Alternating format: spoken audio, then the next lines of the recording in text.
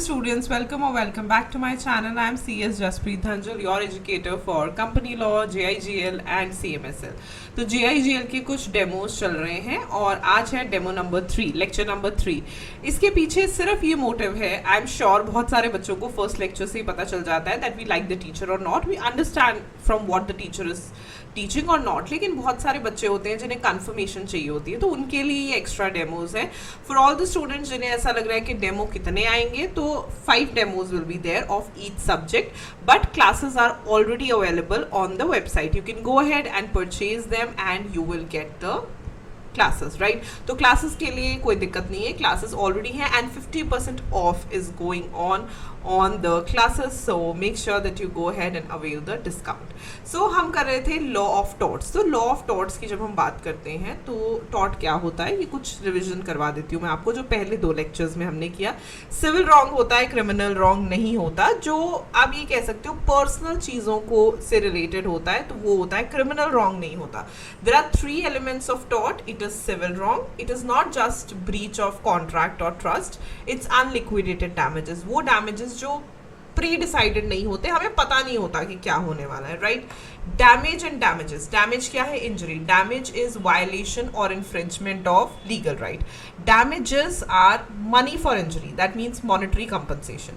Then liquidated damages, unliquidated damages. Liquidated damages होती हैं जो प्री डिटरमाइंड होते हैं, जो फिक्स्ड एंड एडवांस होते हैं, और अनलिक्विडेटेड डैमेजेस होते हैं which are not predetermined and which are not fixed and advance, right.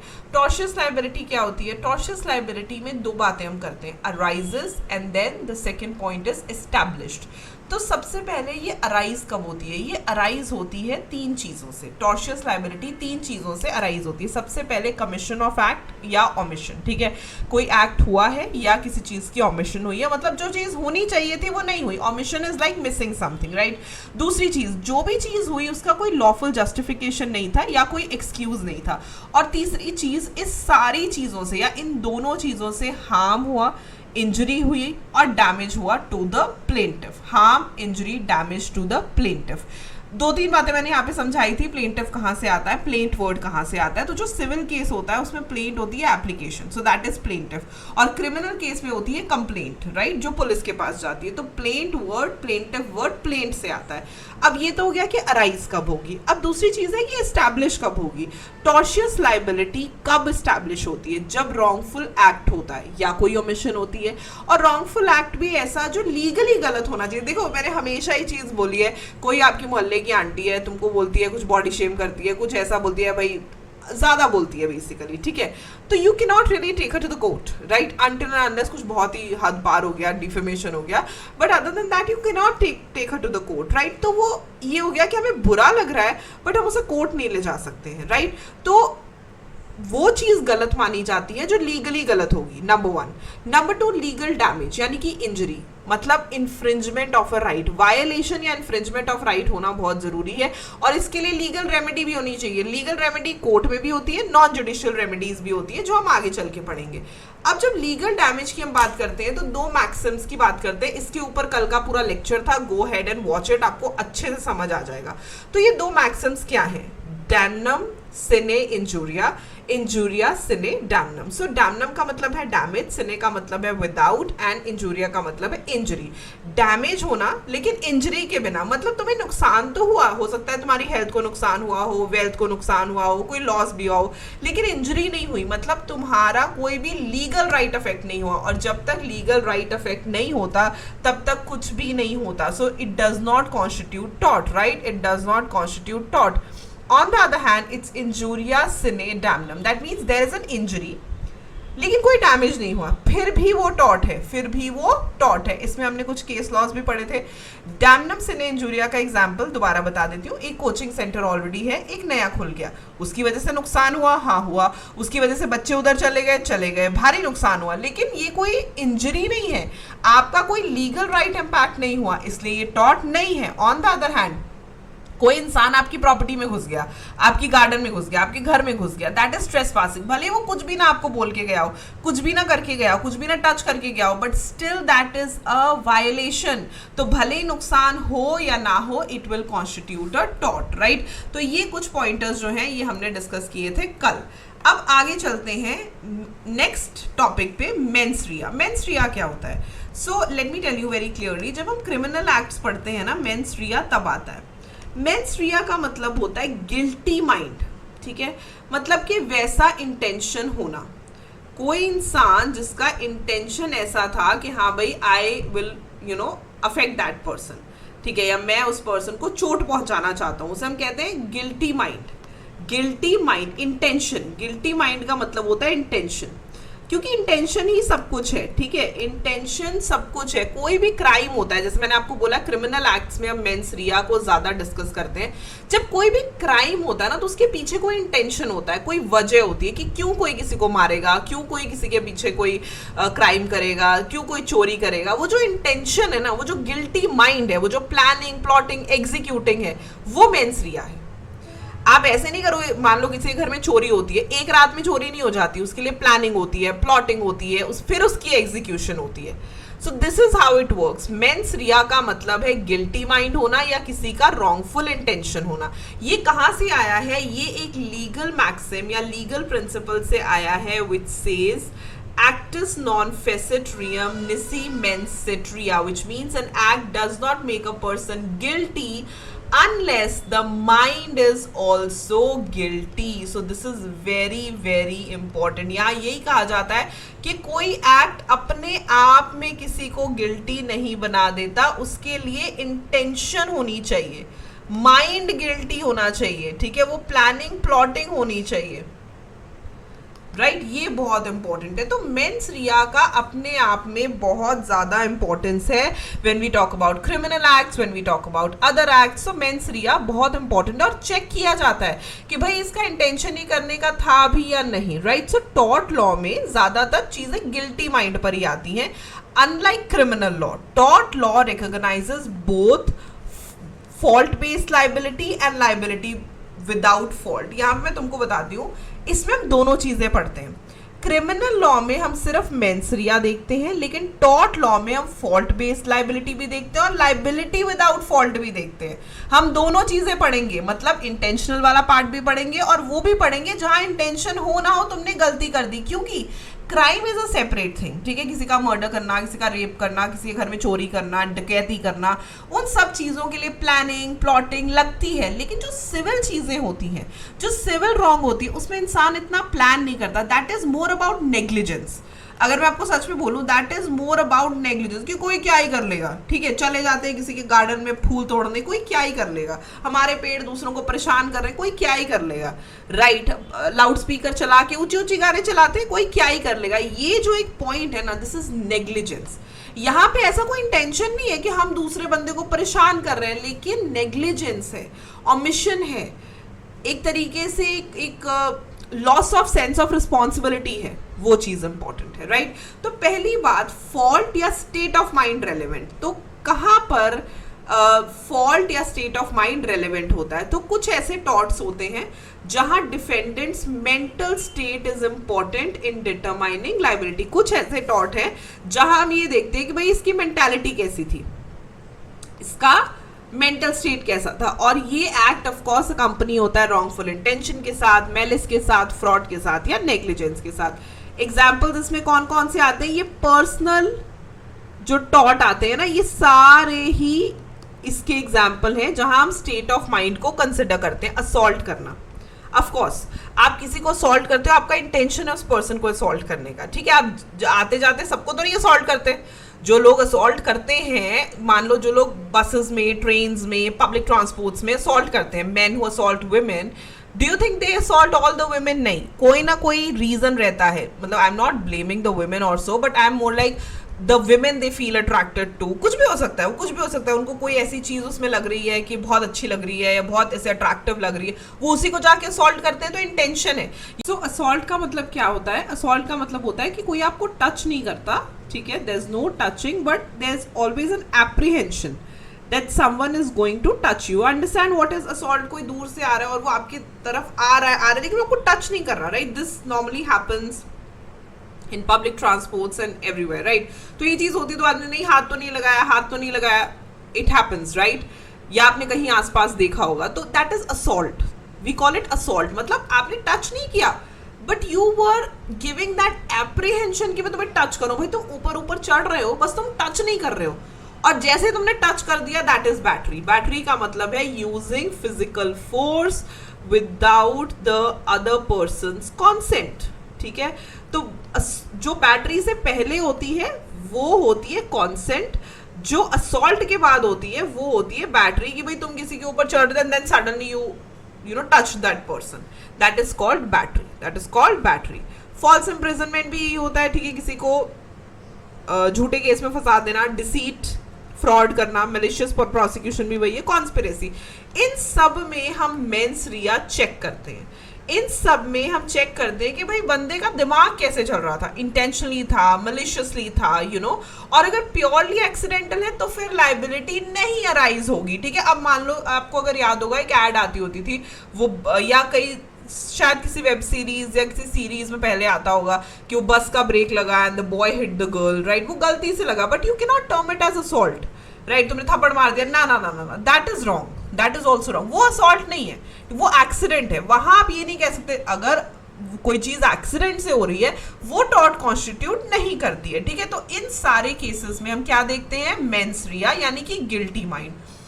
लेकिन कुछ ऐसे केसेस होते हैं जहां हम फॉल्ट का वेट नहीं करते, यहाँ पे मेंटल स्टेट इररेलेवेंट है। ठीक है, यहाँ पे हमने कहा कि भाई हमको नहीं जानना तुम्हारा इंटेंशन क्या था, अगर तुमने ये चीज करी है यू आर लाइबल।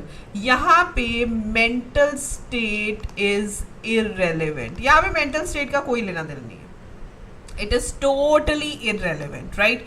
यहाँ लाइबिलिटी बिना फॉल्ट के भी अराइज होगी, राइट। सो एग्जाम्पल्स कैसे हुए, फर्स्ट डेफेमेशन। ठीक है, डेफेमेशन में आप ये बोलो नहीं मेरा इंटेंशन नहीं था आपको डिफेम करने का, नहीं, आपको ये बात पता होनी चाहिए कि आप डेफेमेटरी स्टेटमेंट्स अगर दोगे और वो किसी की रेप्यूटेशन को हार्म करेगा तो लाइबिलिटी अराइज होगी ही होगी। यहाँ पे हम इंटेंशन का वेट नहीं करते हैं, वी डू नॉट वेट कि इंटेंशन है या नहीं है।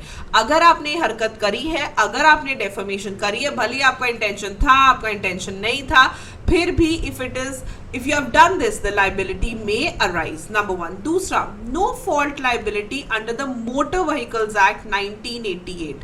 तो जो मोटर व्हीकल्स एक्ट है सेक्शन 140 उसका ये कहता है कि वेयर डेथ और permanent disablement results from a motor vehicle accident, the owner is liable to pay compensation regardless of the fault। ठीक है, 50,000 डेथ का और 25,000 परमानेंट डिसेबलमेंट का। अब यहाँ पे हम ये नहीं देखते कि भाई नहीं मेरा इंटेंशन नहीं था। ऑफ कोर्स कोई किसी को मारने का इंटेंशन सड़कों पे नहीं रखता, एक्सीडेंट करने का इंटेंशन नहीं रखता, but somehow it happens, right, somehow it happens. So इस तरीके से हम चीजें देखते हैं। The examples we see, defamation, ठीक है, the first example is defamation and the second example is no fault liability under the Motor Vehicles Act 1988। तो इसका कंक्लूजन क्या आता है, that mens rea is relevant in some torts but not essential in all cases।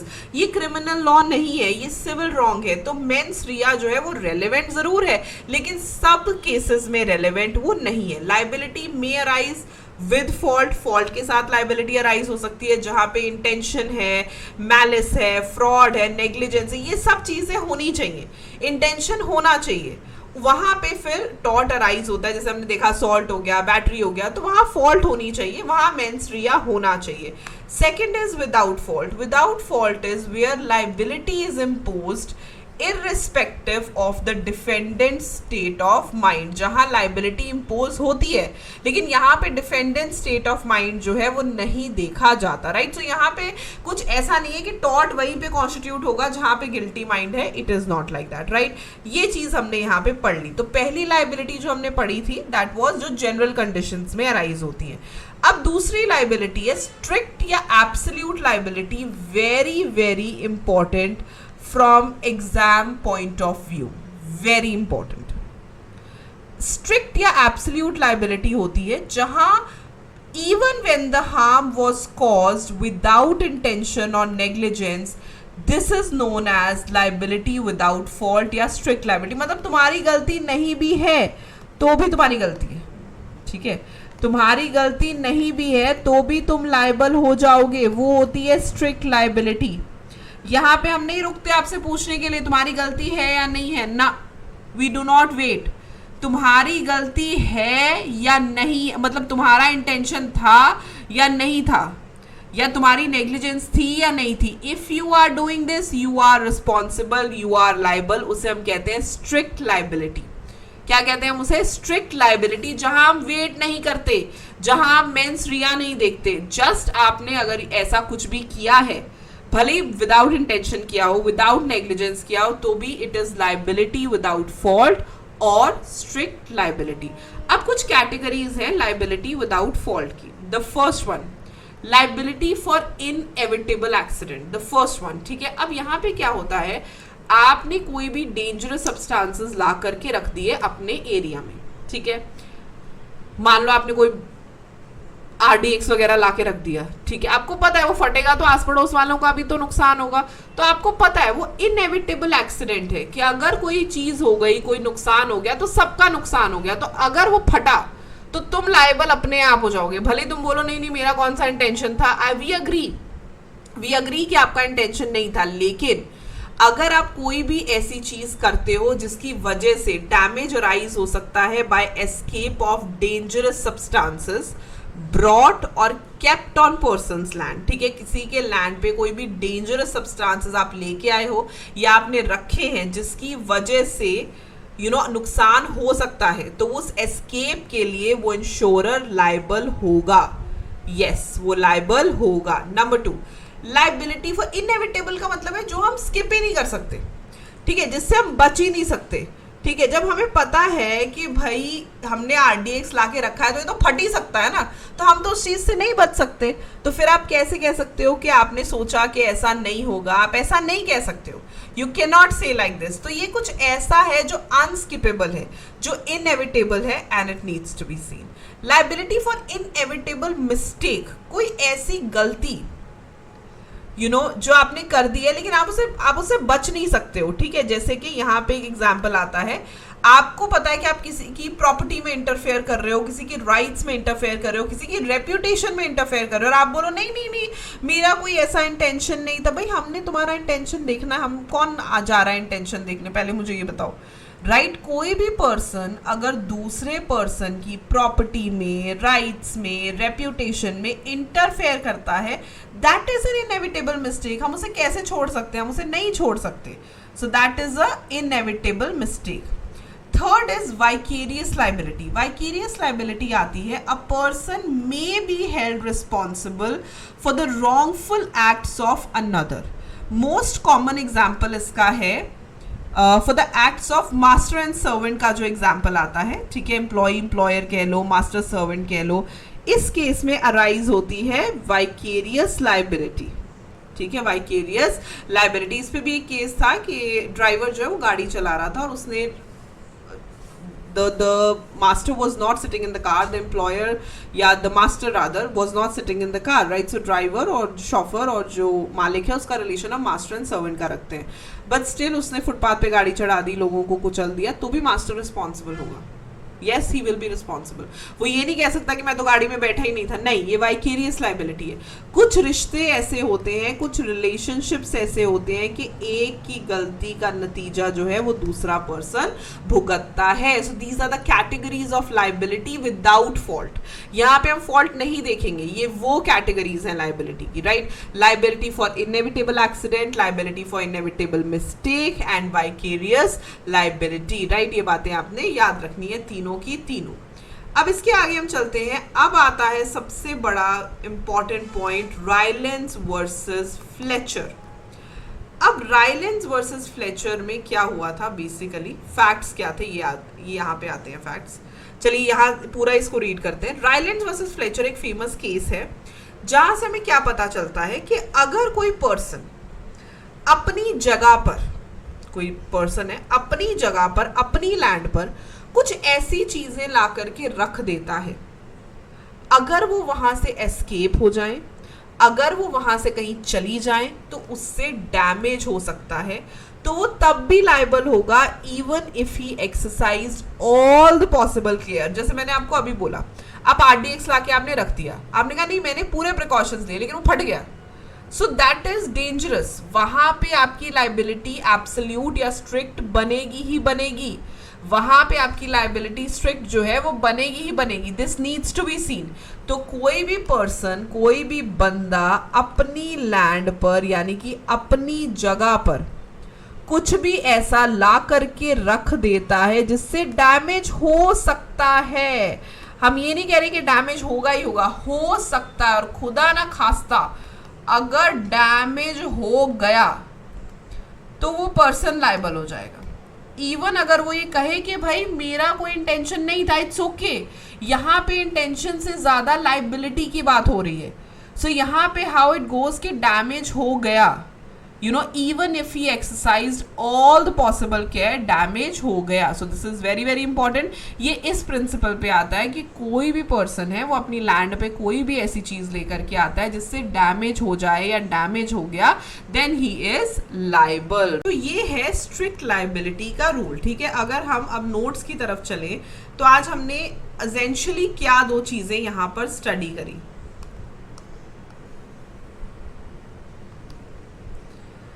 Taught में दो चीजें आती हैं,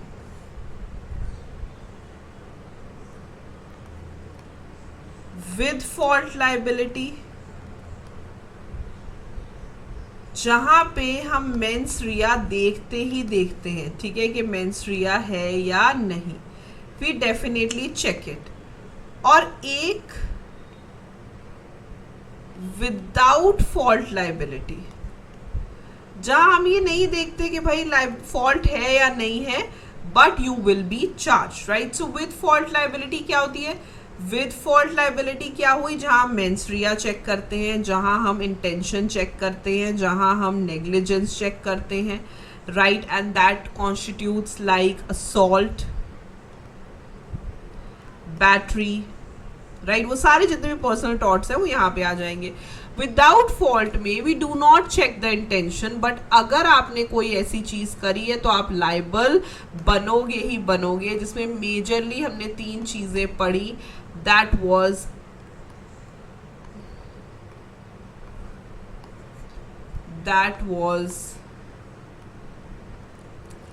समझ रहे हो ना, यही सारी चीजें हमने पढ़ी यहाँ तक। अभी यहाँ तक हमने यही सब पढ़ा। ये देखो, विदाउट फॉल्ट, विद फॉल्ट और स्ट्रिक्ट या एब्सोल्यूट में हमने ये तीन चीजें पढ़ी। लाइबिलिटी विदाउट फॉल्ट, राइट, वही हम पढ़ रहे हैं। Inevitable accident, inevitable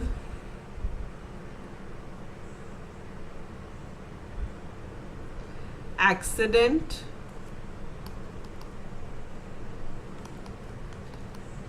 inevitable mistake and vicarious liability, right। यहां तक हमने जो है अच्छे से पढ़ लिया। अब बारी आती है रायलैंड वर्सेस फ्लेचर के लॉ की, ठीक है, जो अपने आप में बहुत इंपॉर्टेंट है और स्ट्रिक्ट लाइबिलिटी का बहुत अच्छा एग्जाम्पल है। ठीक है, रायलैंड वर्सेस फ्लेचर में हम ये सीखते हैं कि अगर आप अपनी ज़मीन पर कुछ ऐसा ले आते हो, अपनी जगह पर टू बी प्रिसाइज कुछ ऐसा ले आते हो जिसकी एस्केप से या जिसके वहाँ से जाने से या हटने से या वहाँ से लीक आउट हो जाने से दूसरों को नुकसान होता है, तो that's a strict liability, right. Judicial statement क्या थी? The person who for his own purposes brings on his lands and collects and keeps there anything like to do mischief, if it escapes must keep it at his peril।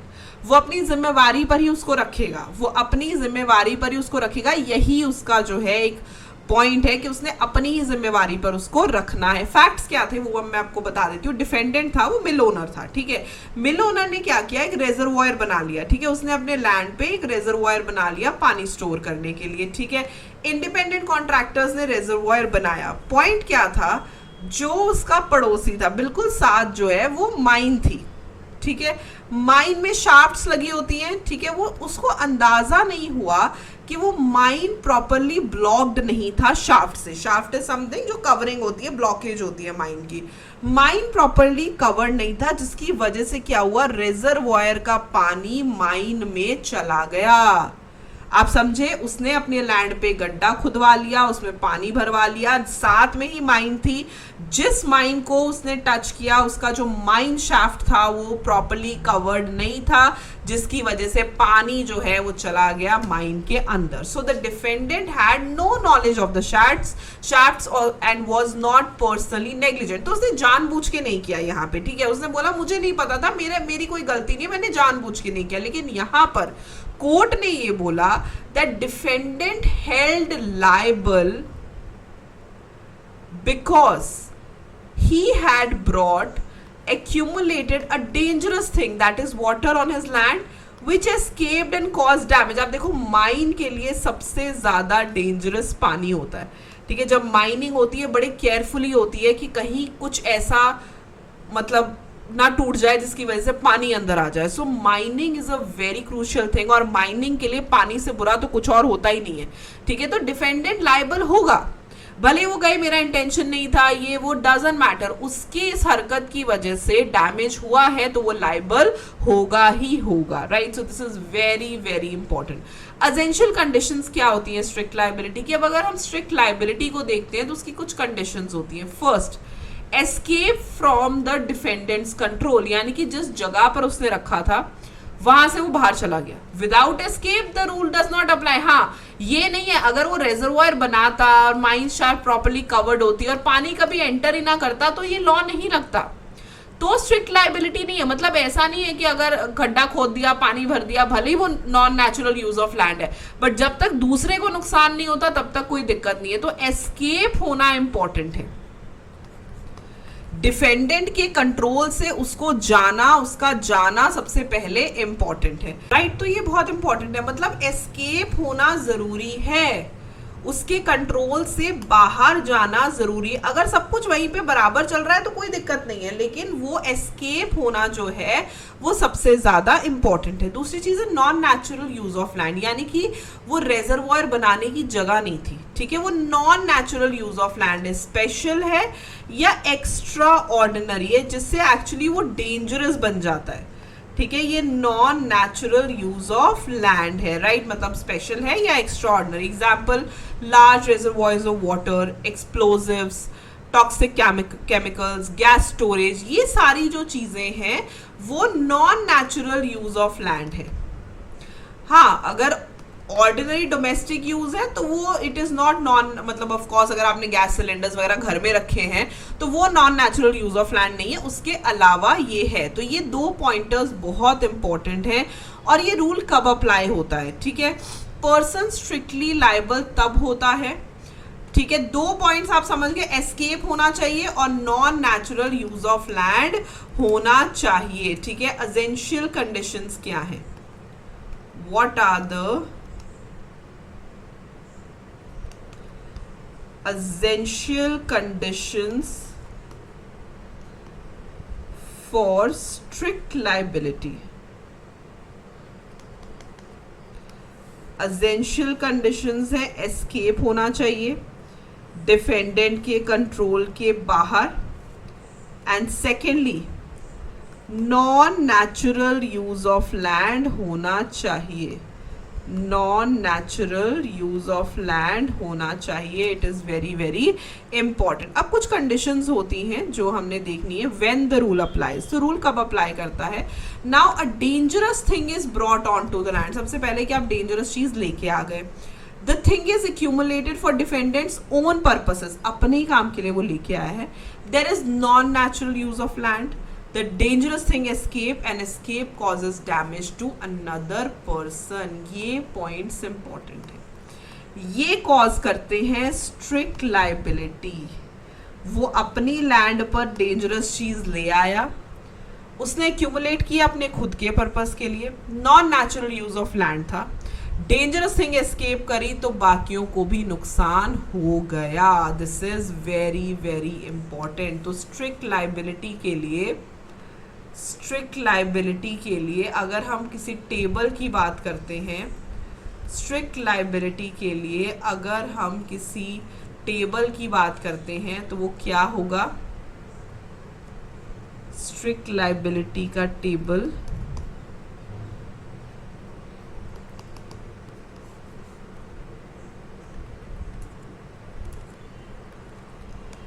dangerous thing